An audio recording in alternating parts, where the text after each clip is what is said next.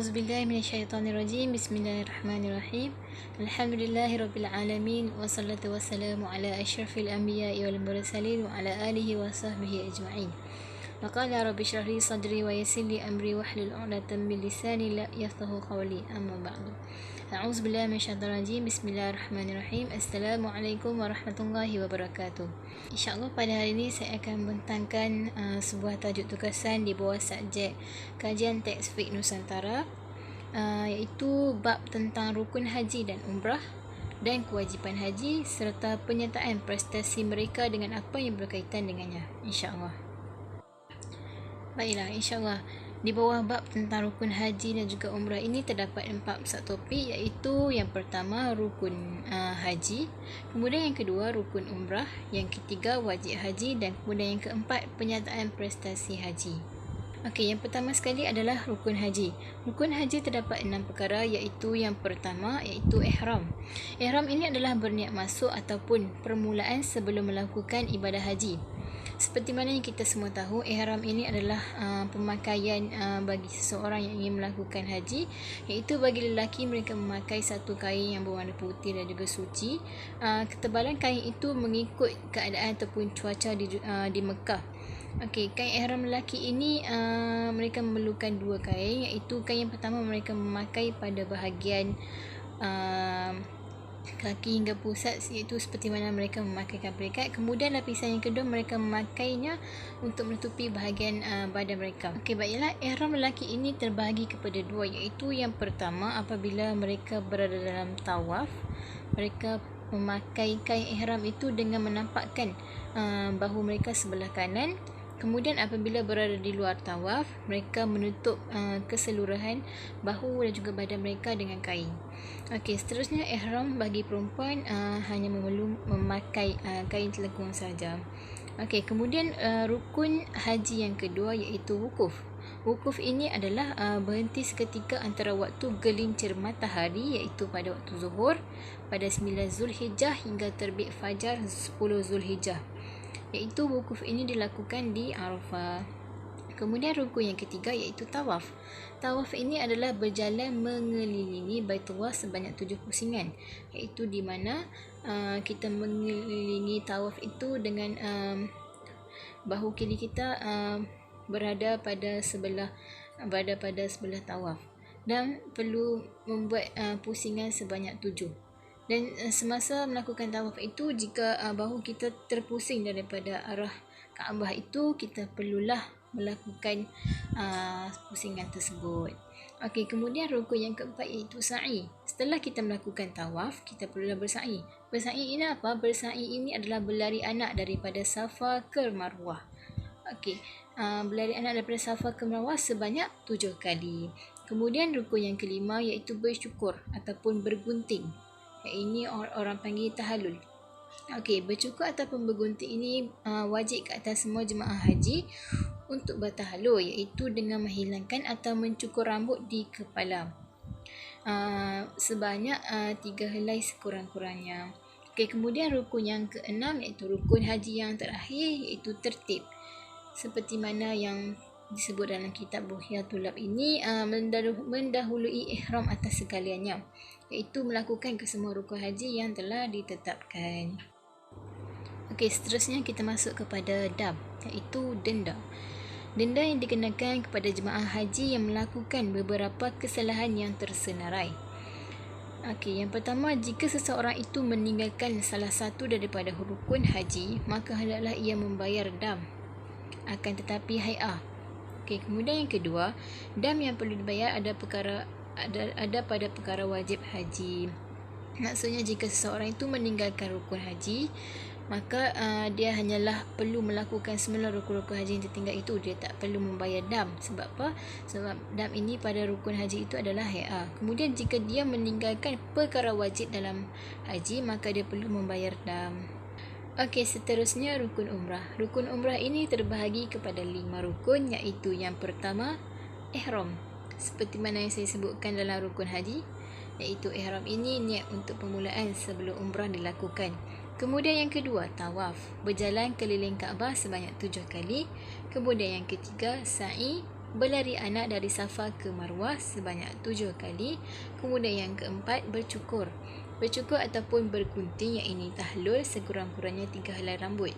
Kemudian yang kelima, tertib, iaitu melakukan kesemua rukun umrah. Jika meninggalkan salah satu dari rukun umrah, maka tidak sah umrah yang dilakukan oleh seseorang itu, dan ia sama juga hal ini seperti haji. Maksudnya di sini ada persamaan di antara rukun haji dan juga rukun umrah. Jika meninggalkan salah satu rukun haji dan juga rukun umrah, maka tidak sah umrah ataupun haji yang dilakukan oleh seseorang itu. Tetapi boleh diulang semula jika tidak melakukannya. Okey, yang seterusnya wajib haji, iaitu wajib haji terdapat 6 perkara, iaitu yang pertama, ihram. Memulakan haji dengan berniat ihram di miqat. Jika tidak berniat di miqat ataupun tempat selainnya, sah hajinya tetapi dikenakan denda. Kemudian yang kedua, bermalam di Muzdalifah. Setelah selesai memulakan haji dengan berniat ihram di miqat, seorang yang mengerjakan haji akan bermalam di Muzdalifah, iaitu bermalam selepas tengah malam 10 Zulhijjah hingga subuh hari nahar. Kemudian yang ketiga, setelah bermalam di Muzdalifah, seorang yang mengerjakan haji akan melakukan lontaran, iaitu melontar jamrah al-aqabah. Melontar jamrah al-aqabah ni bermula daripada tengah malam 10 Zulhijjah sebanyak 7 kali. Kemudian yang keempat, melontar ketiga-tiga jamrah. Melontar ketiga-tiga jamrah ini pada malam 11, 12 dan 13 Zulhijjah dengan 7 biji batu. Setelah selesai melontar ketiga-tiga jamrah ini, seorang yang melakukan haji akan bermalam di Mina, iaitu bermalam selama 3 hari dan 2 hari bagi orang yang mempunyai keuzuran baginya. Kemudian yang keenam, tawaf wida'. Tawaf wida' ini dilakukan bagi mereka yang ingin meninggalkan kota suci Mekah Al-Mukarramah, ataupun bahasa yang lebih mudah kita fahami, tawaf wida' ini adalah tawaf selamat tinggal, tawaf ucapan selamat tinggal. Okey, yang kemudian daripada 6 perkara wajib haji tersebut, jika kita meninggalkan salah satu daripadanya, maka wajib membayar dam. Apakah yang perlu dilakukan oleh seseorang yang meninggalkan ke-6 ataupun salah satu perkara wajib haji tadi? Mereka perlu melakukan 2 perkara berikut. Yang pertama, menyembelih seekor kambing.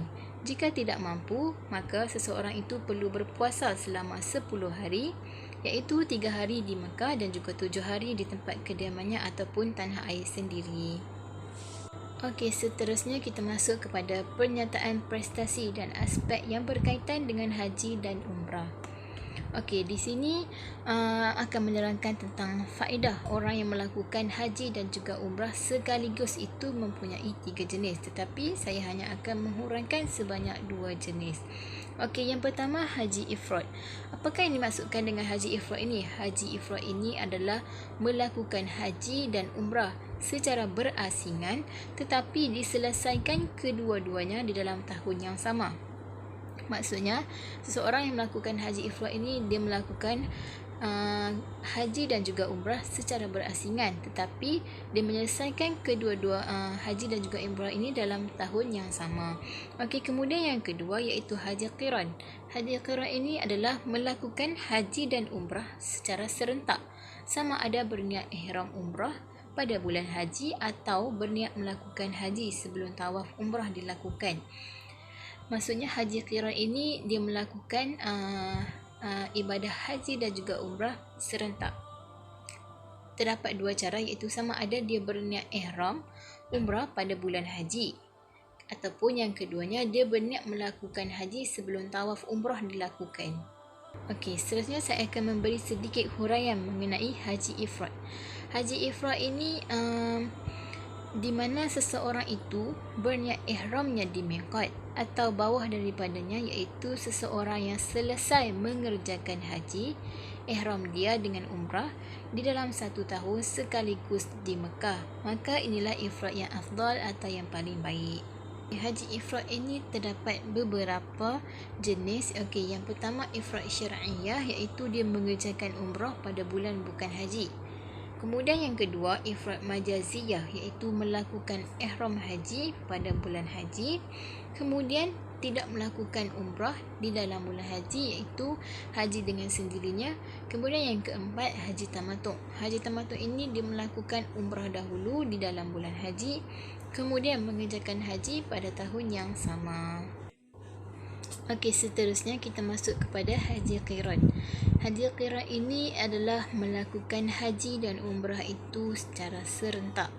Okey, apa yang perlu dilakukan dalam haji qiran ini? Dia perlulah berniat ihram di miqat. Seseorang itu berniat ihram umrah pada bulan haji. Kemudian yang satu lagi, pada bulan haji seseorang itu melakukan umrah terlebih dahulu, kemudian berniat untuk melakukan haji sebelum beliau tawaf. Okey, maksudnya haji qiran ini dia melakukan haji dan juga umrah secara serentak, tetapi terdapat dua cara, iaitu yang pertama dia berniat ihram di miqat. Kemudian dia berniat ihram di miqat itu melakukan umrah itu pada bulan haji. Kemudian yang kedua, dia pada bulan haji beliau melakukan umrah terlebih dahulu.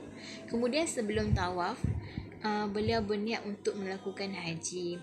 Okey, terhasilnya haji dan umrah itu apabila seseorang itu melakukan kesemua rukun haji, iaitu tawaf, sa'i, berniat di miqat keduanya jika seseorang itu berniat ihram haji dan umrah di Mekah. Okey, kemudian tidak wajib bagi seseorang itu keluar ke tanah halal kerana miqat umrahnya diqalibkan, yang ini dimasukkan kepada ibadah hajinya. Okey, sabda Nabi Muhammad sallallahu alaihi wasallam, "Man ahrama bil haji wal umrah ajza'ahu tawafi wahidin wa sa'i wahidun anhuma jami'an."